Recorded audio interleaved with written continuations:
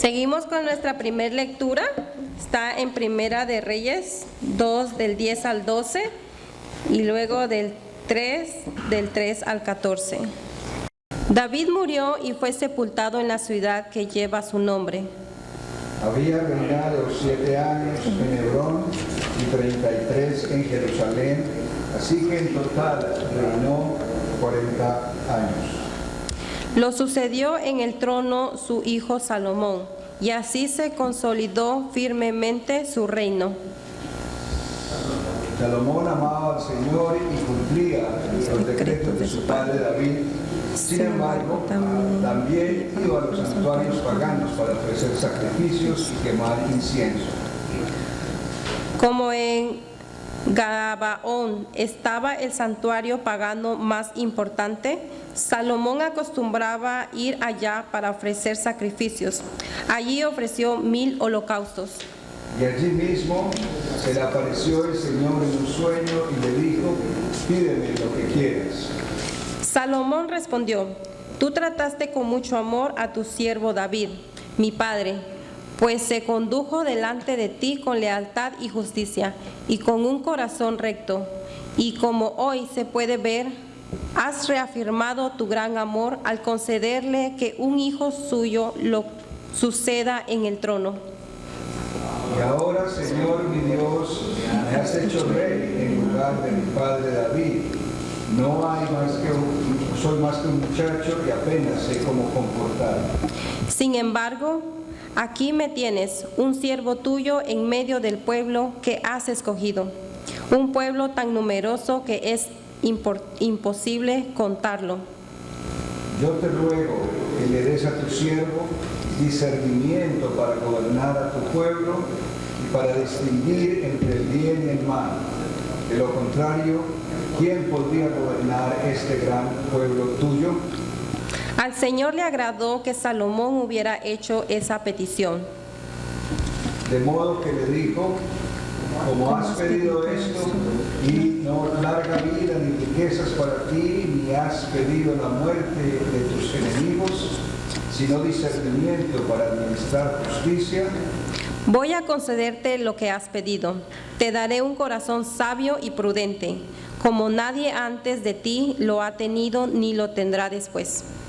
Además, aunque no me lo has pedido, te daré tanta riqueza y esplendor que en toda tu vida ningún rey podrá compararse contigo. ¿Todos? Si andas por mis sendas y obedeces mis decretos y mandamientos, como lo hizo tu padre David, te daré una larga vida. Tenemos nuestra segunda lectura en Efesios 5, del 8 al 20.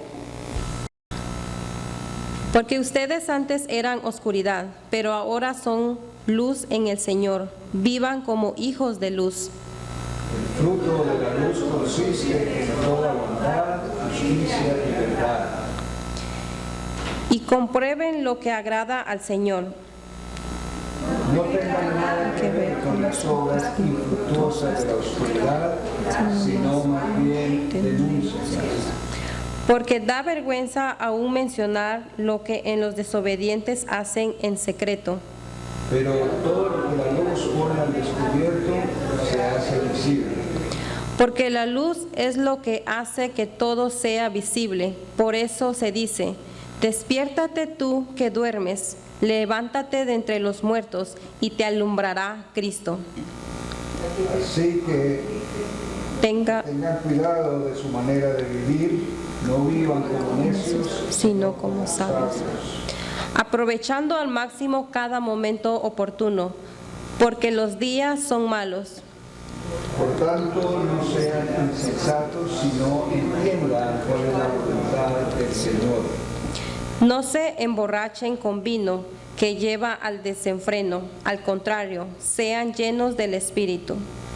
Anímense unos a otros con salmos, himnos y cantos espirituales. Canten y alaben al Señor de corazón. Dando siempre gracias a Dios, al Padre, por todo, en el nombre de nuestro Señor Jesucristo. Amén. Que Dios nos bendiga con su santa palabra. ¿Dónde están los sabios? Nuestro mensaje del día de hoy.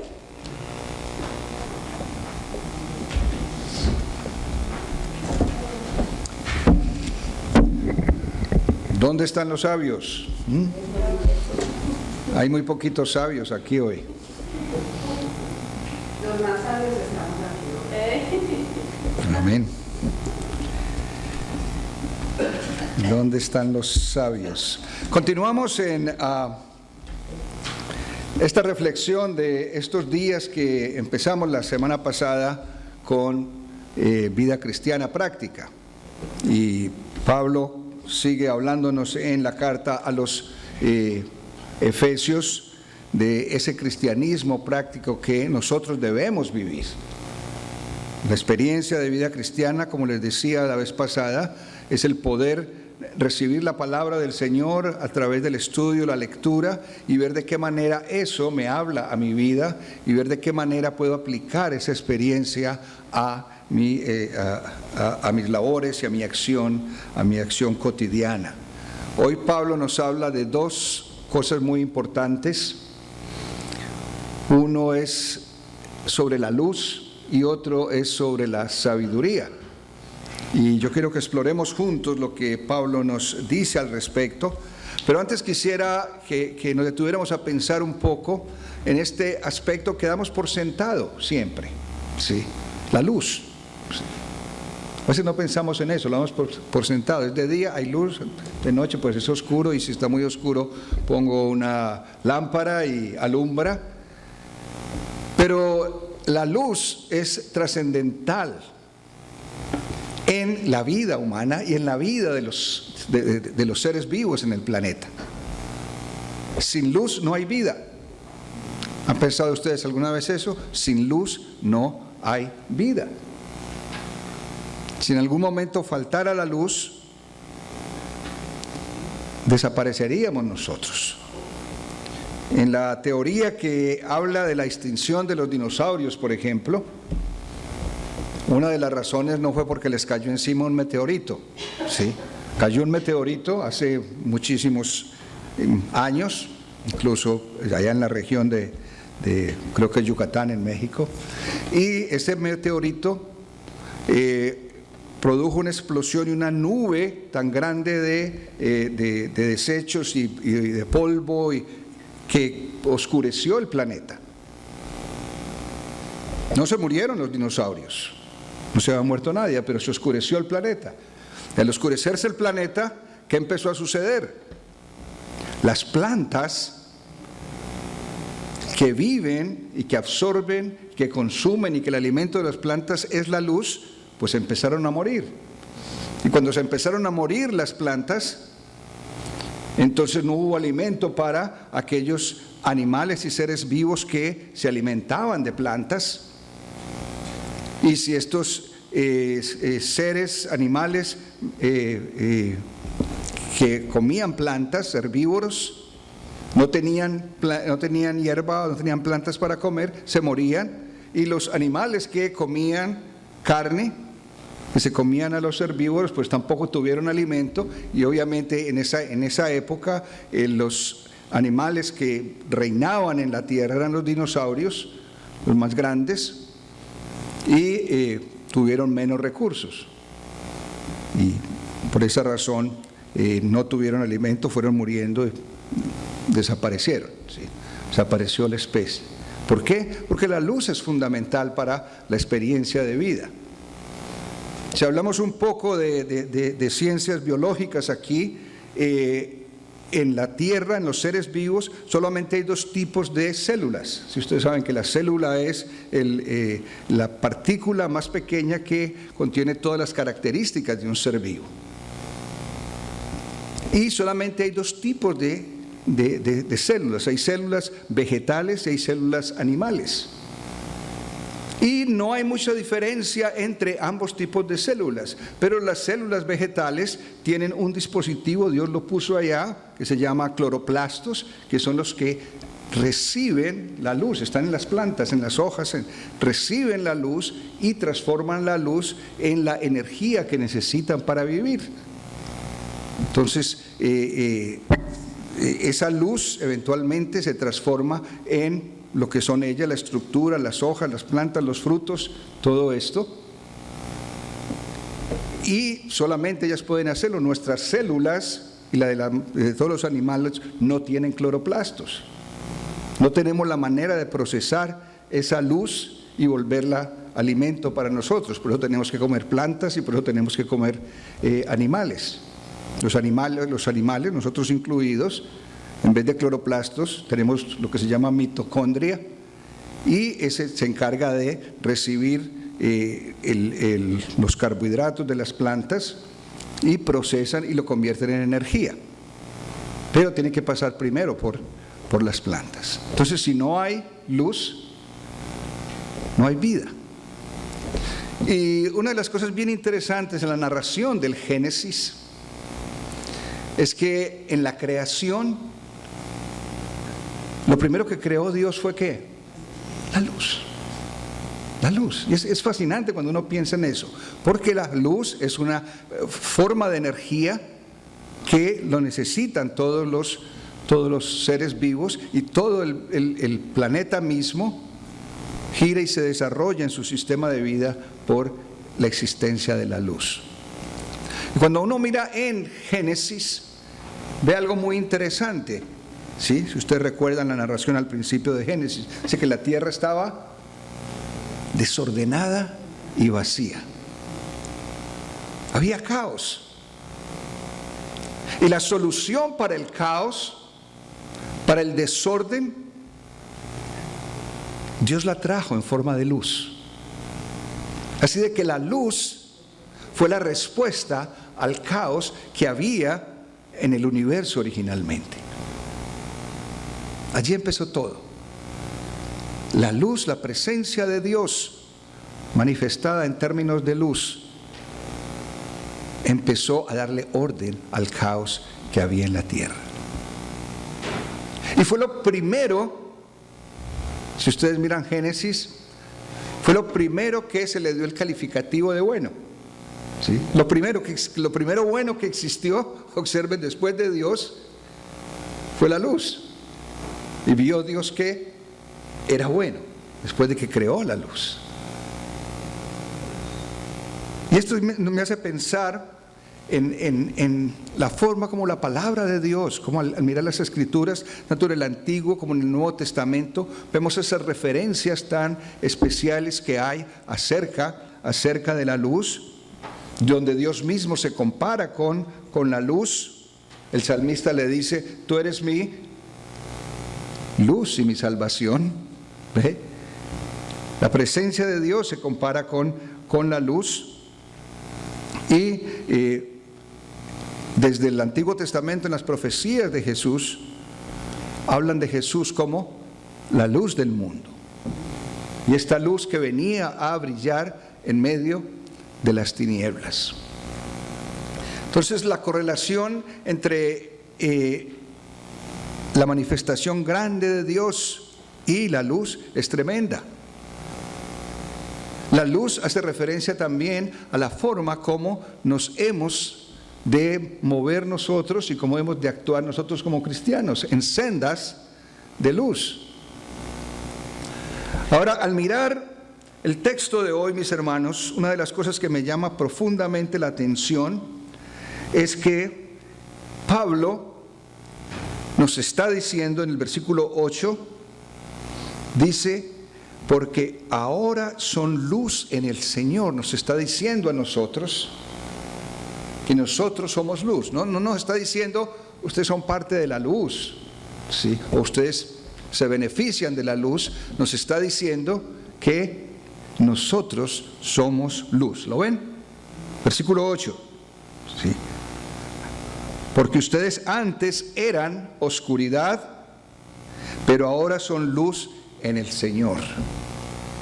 Y haciendo eco con Génesis, podemos decir: ustedes antes estaban en el caos, pero ahora son luz. Y la luz empieza a resolver el problema del caos. Y piensen en la experiencia de vida de cada uno de nosotros. ¿Cómo nos rescató el Señor? Nos rescató en un momento de caos. Nos rescató cuando no había esperanza de vida eterna para nosotros, sino solamente en el Señor. ¿Y a cuántos hombres y mujeres en la historia, cuando han estado casi al punto de desfallecer, de entregar su vida, de morirse, de suicidarse aún, en un sentido de caos existencial, viene el Señor en forma de luz? Ustedes son luz, está diciendo Pablo. Hijos de luz y son luz. Y entonces empieza a hacer este contraste entre la luz y las tinieblas. Ustedes son luz en el Señor, y entonces la recomendación que nos hace es que vivan como hijos de luz. ¿Y cómo viven los hijos de luz? Dando frutos de la luz. Y se le puso cuidado al texto. Hay 3 cualidades de la luz. Una ya la mencionamos, ¿sí? ¿Cuáles son los frutos de la luz? Dice la palabra. ¿La tienen con ustedes?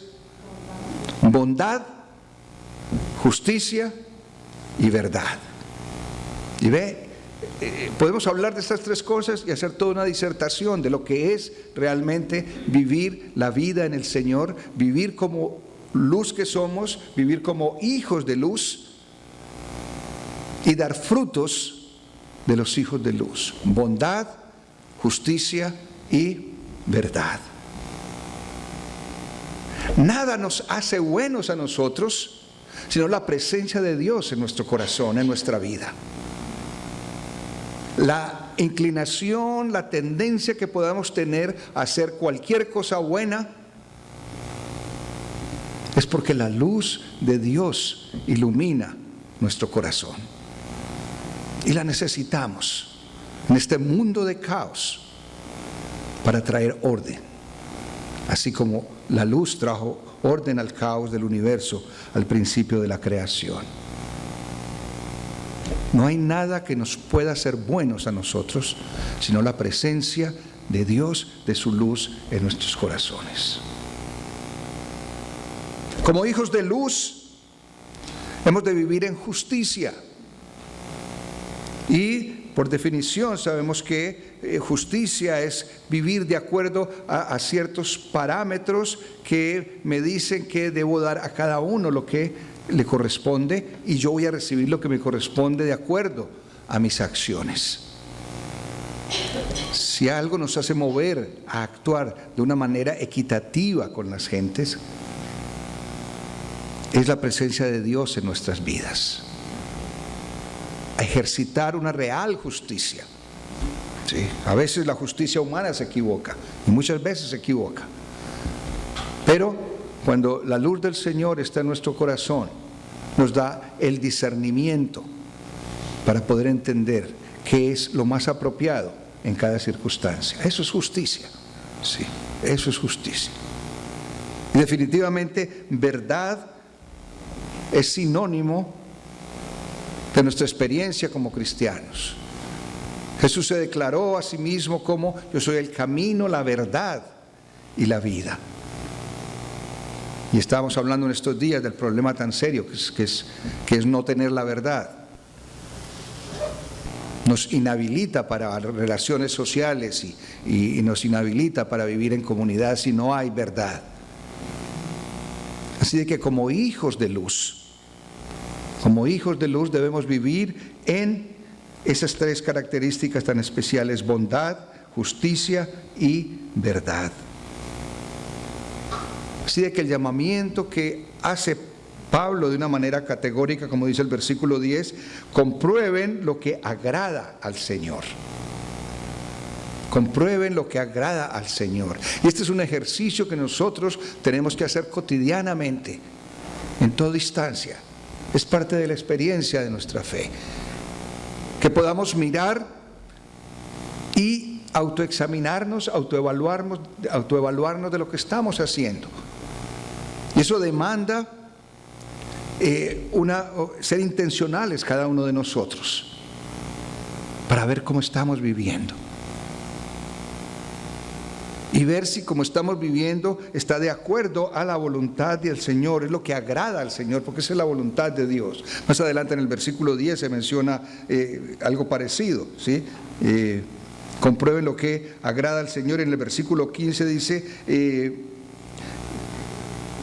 más adelante, en el versículo 17 dice, entiendan cuál es la voluntad del Señor.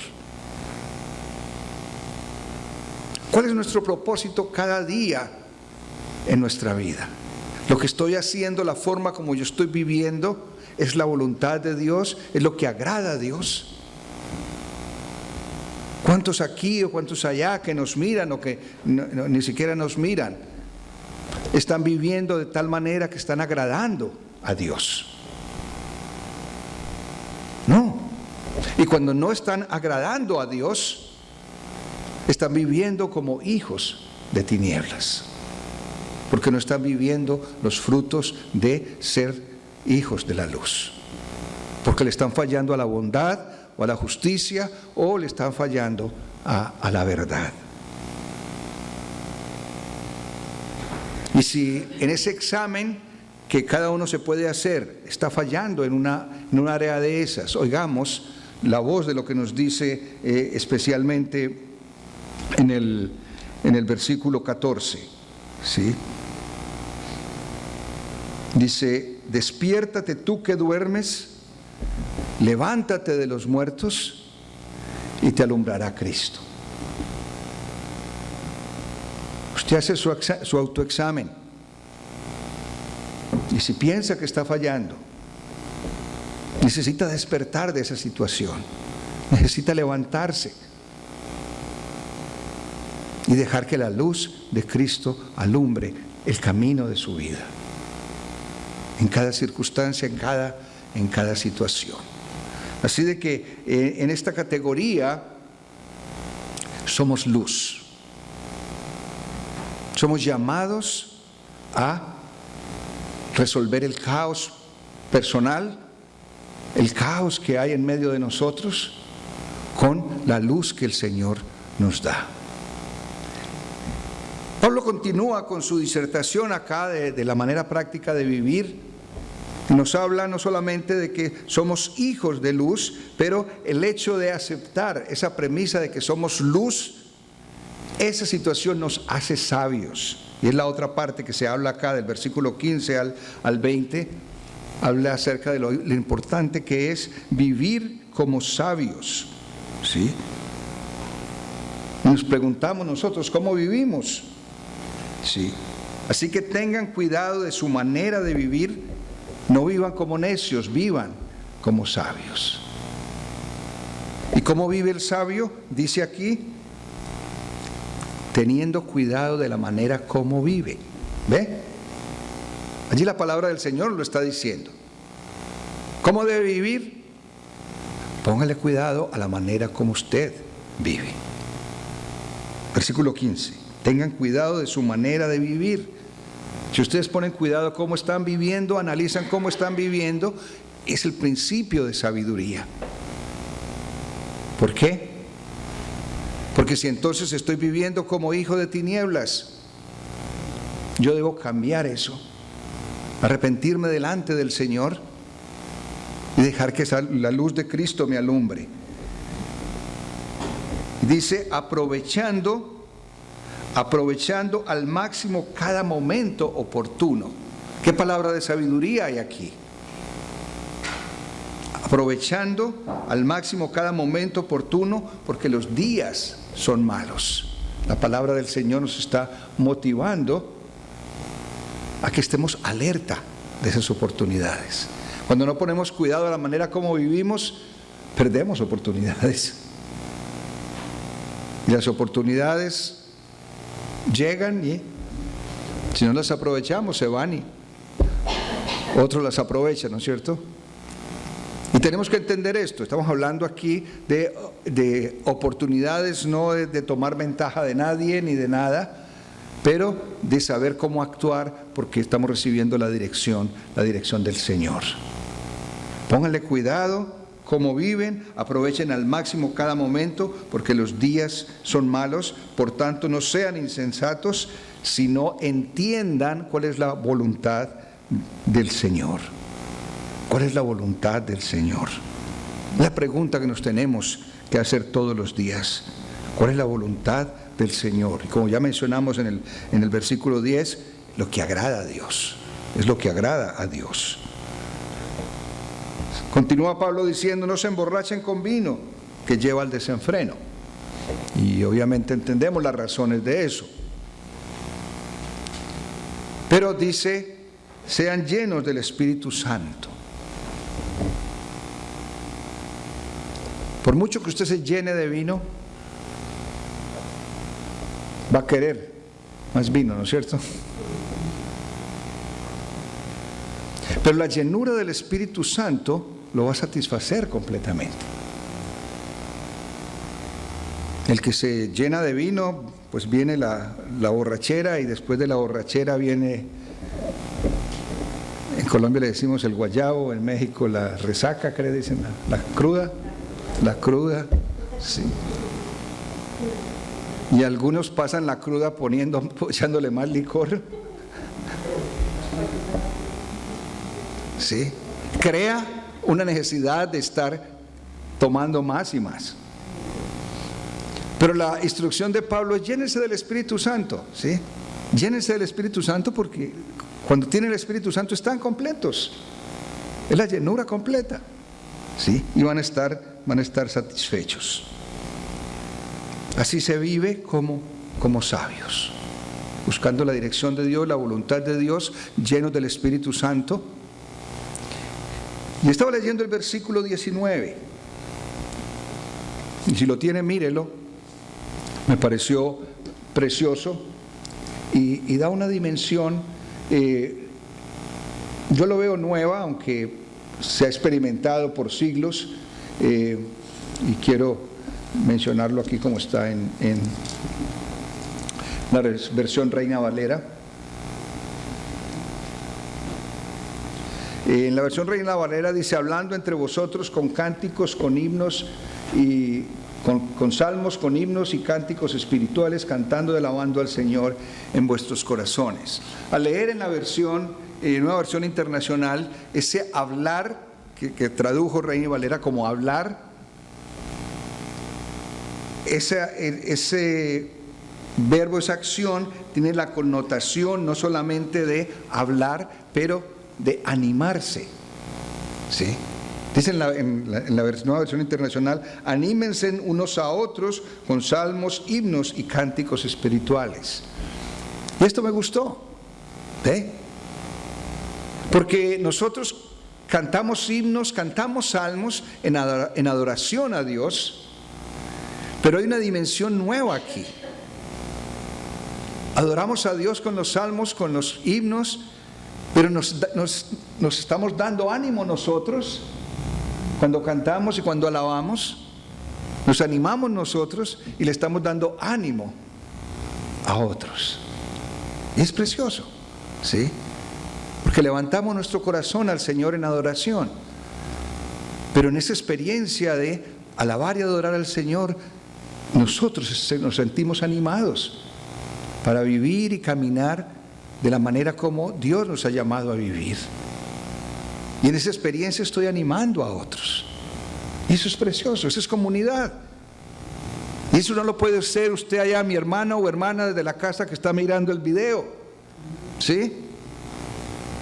El ánimo de la alabanza se da en la congregación, ¿o no? Alabamos al Señor, nos animamos nosotros y se animan los que están alrededor de nosotros cuando realmente cantamos para el Señor. Cuidado con eso, ¿ok? Porque es primero alabanza para el Señor. Pero hay una dimensión de ánimo en el cuerpo de Dios, en la iglesia, y nos llama a cantar y alabar al Señor con el corazón. Y la otra parte es, versículo 20, dando gracias. Dando gracias. Entonces tenemos un cuadro aquí que nos presenta Pablo de vida cristiana práctica en los que nos dice somos luz. Somos llamados a contribuir para resolver el caos que hay en el mundo.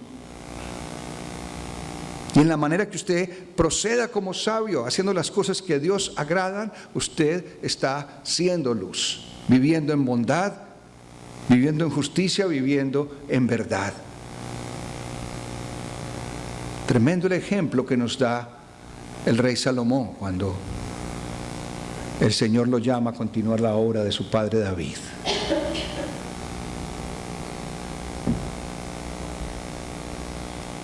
Salomón le pide a Dios: yo te ruego que le des a tu siervo discernimiento. Le ruego que le des a tu siervo discernimiento para distinguir entre el bien y el mal. ¿Ve? Nos parece que es muy fácil, pero a veces no es tan fácil. Y en esta sociedad en que vivimos es tremendamente necesario poder discernir qué es lo bueno, qué es lo realmente malo. Porque hay muchas cosas que esta sociedad dice: oh, eso es bueno, no hay problema, pero delante de Dios no lo es. Dame discernimiento, Señor. Salomón le dice para gobernar este pueblo, pero también le dice para distinguir entre el bien y el mal. ¿Y qué le dice el Señor? Voy a concederte lo que has pedido. Te daré un corazón sabio y prudente. Un corazón sabio y prudente. Un corazón que te va a enseñar a mirar la manera como tú vives, analizar cómo tú vives, a actuar en justicia, en bondad, en verdad, que vas a hacer luz a las naciones. Y dice, prudente en el sentido de saber dar el paso que hay que dar o no darlo, si no se debe dar. Todo eso encierra la sabiduría que viene de Dios. Y dice, además le voy a dar larga vida. Esa es la ñapa, decimos en Colombia, ¿no? El extra. Sí. Si vives y andas por mis sendas y obedeces mis decretos y mandamientos como lo hizo tu padre David, te daré una larga vida. ¿Dónde están los sabios? ¿Sí? Nosotros como luz somos parte de esa sabiduría de Dios. Y el Señor está invitando a todo aquel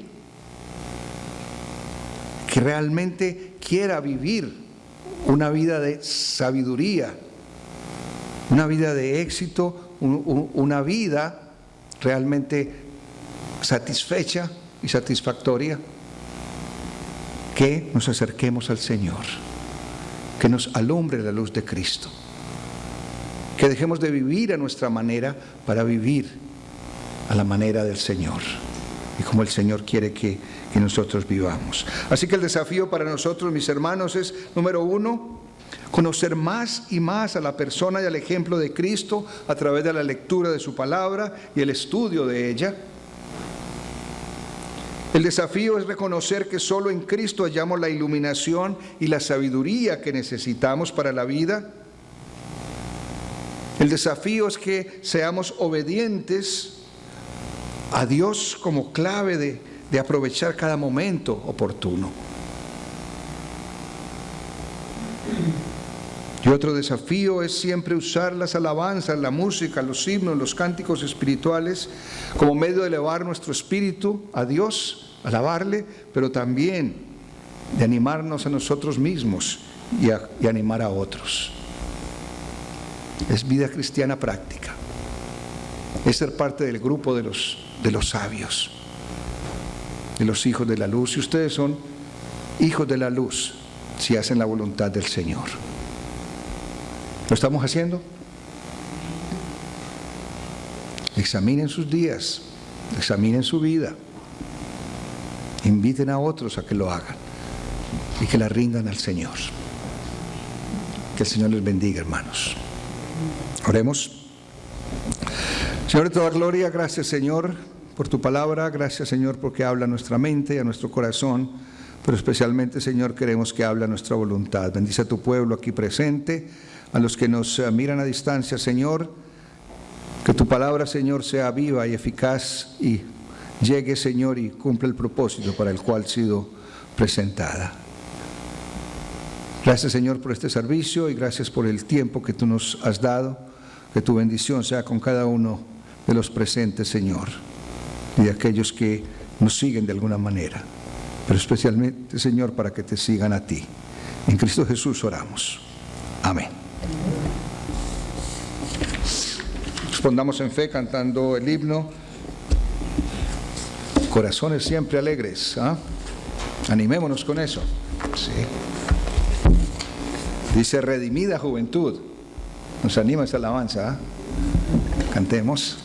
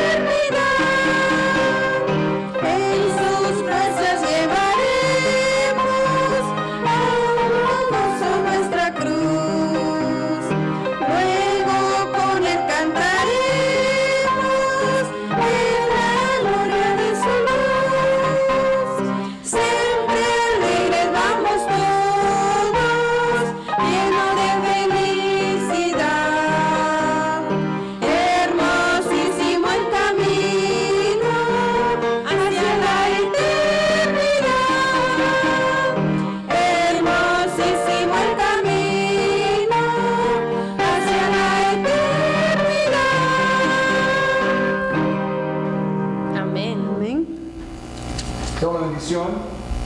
Señor los bendiga y los guarde, que el Señor haga resplandecer su rostro sobre cada uno de nosotros y de gracia, que el Señor muestre su misericordia y de paz en el corazón, ahora y siempre, en Cristo Jesús. Amén. Amén.